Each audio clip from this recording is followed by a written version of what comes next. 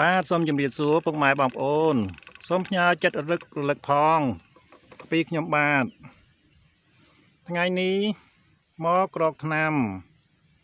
ហើយក៏បានជួបនៅទេសភាពដ៏ស្រស់ស្អាត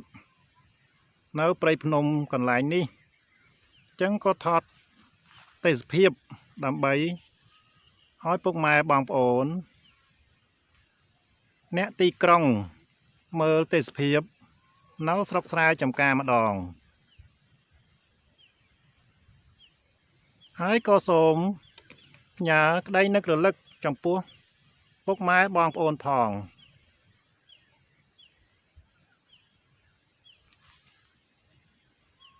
ថាខ្ញុំនឹកអ្នករាល់គ្នាណាស់ជាពិសេសធំអ្នកដៃថ្មីទាំងអស់គ្នា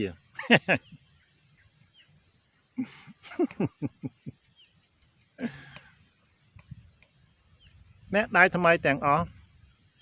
ត្រូវតែខំប្រឹងស៊ូដើម្បីភាពជោគជ័យទៅថ្ងៃអនាគតត្រូវតែស៊ូ